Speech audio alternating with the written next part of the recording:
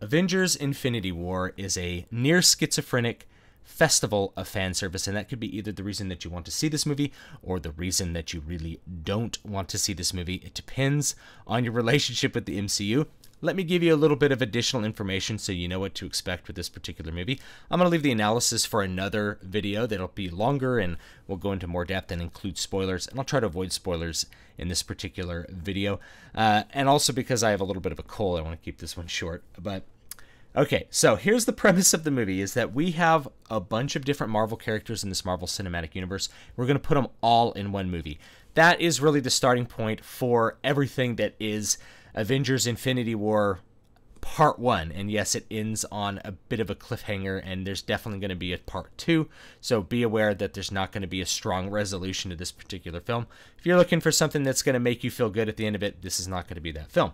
You start with all these characters, and there's so many of them, and they're from so many different areas that you spend essentially the entire movie trying to connect all these dots from all these disparate characters. You've got Thor and Iron Man, all the different Avengers, the minor Avengers like Vision and Scarlet Witch.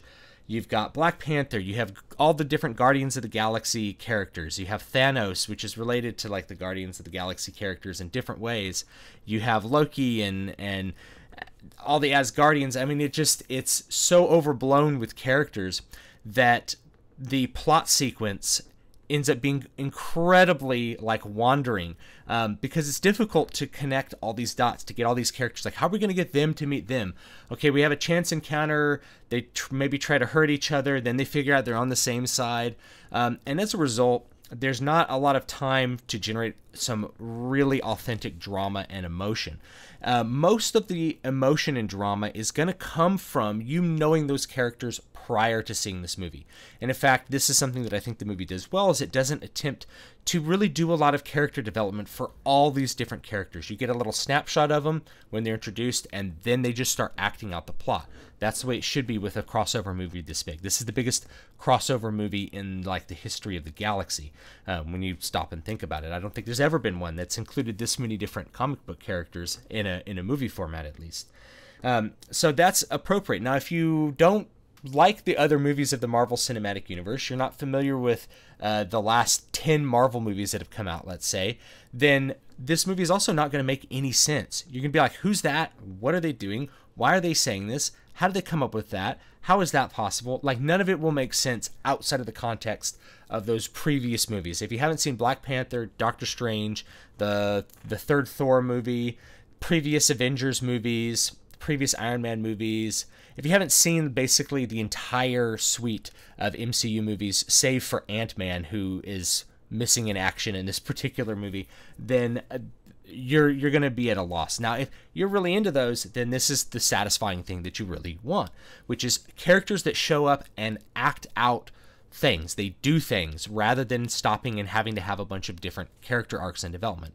It's not possible to have character development in a movie this big, and I appreciate that the filmmakers really didn't take a big stab at it. You get a snapshot, here's what the character's like right now, and then they act out the appropriate actions for their character. All the characters are acting in the way that I feel that that character ought to act, whether it's Captain America or it's Iron Man or it's Star-Lord from Guardians of the Galaxy. Everybody's acting out their part appropriately. They're interacting in a way that's appropriate for their characters. Nothing really felt tremendously out of place in this movie, other than the fact that the central conflict, which is actually really simple, which is Thanos wants to kill half of people, half of everyone in the universe, and it's based on this economic overpopulation fallacy.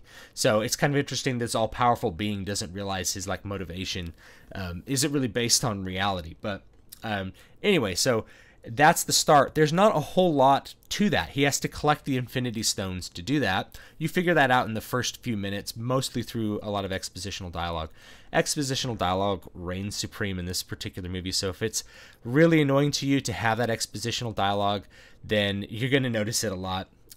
I think there's no other way around it. That's the only way that you're gonna be able to explain everything to a more casual audience. But even then, if you're part of the more casual audience, you'll probably be at a loss. So you gotta kind of weigh those. So that central conflict's really simple, and all the heroes are having to interact with that conflict until the end. And so the complicatedness of the plot and the long run time is really just due to having to figure out how to get these different heroes together and why they would end up together. And there's a couple of missteps where you're like, how'd they know they were there? That's an awful coincidental kind of thing. You have to rely on these rather thin threads to kind of connect everything. But I think if you're a fan of the Marvel Cinematic Universe, you're probably going to end up enjoying the movie. If you're a fan of spectacle in general, you'll be confused if you haven't seen the other Marvel movies, but you'll probably be entertained. It is certainly visually stimulating to the max. Most of the visuals look pretty darn good. You can maybe make some complaints about Thanos' visual design, but I thought it was fine. There are a couple of spots where, due to the cinematography style they employ, just like in Black Panther, the frame rate is not high enough for you to clearly see the action. It looks like a blur of things that happen. And I kind of feel like watching this movie, I'm like, I wish it had been in 48 frames per second. I know that that's almost heresy to say like 48 FPS is good, but if you can't identify the action, or you can see like it looks like a slideshow because of how quickly it's happening, then I think a faster frame rate would help. Or just, if they had not cut the movie quite as tight as they did. And it's a tight cut. Most of the emotional moments are kind of contrived. Most of the meetings are kind of contrived. There's a few that kind of stick. The jokes, the comic relief, it works. It's from the Marvel movies. It's based on those character interactions, and a lot of it, I think, comes off as pretty funny if you're familiar with the universe. So what it really comes down to is, do you want to see all your favorite Marvel movies in one, or all your favorite Marvel movies packed into one big, giant, explosive movie with an all-powerful bad guy? If that's what you want, then that's definitely what you're going to get. If you don't like the MCU, there's really no reason to go out of your way to see this particular movie. And if you haven't seen the other MCU movies, then you're really not going to particularly enjoy it. It's a simple premise, executed in a complex manner due to the nature of all the characters. So if that's what you like, that's cool. There are some characters that bite the dust, just so you know. And if you need to go look that up ahead of time for your own emotional well-being, then you should go ahead and do that. But otherwise, I think some of those moments have only kind of a big impact because you're going to have an attachment to another movie. So it's pretty important that you not view this as a standalone product. That's all I have to say about that for now. Hopefully that's entertaining and interesting. Visual design, good. Score was actually really good. Alan Silvestri did a great job. Acting, of course, is on par. Dialogue's a little awkward, but it kind of has to be to fill in all the necessary requirements for all these insane events that are happening to transpire. And the plot itself is near schizophrenic. It's all over the map, despite the fact that it has a pretty simple premise to it. So thanks so much for watching. I'll see you next time. Leave me your thoughts about it down below, and I'll get to the story analysis tomorrow or in the next couple of days, and I'll see you next time.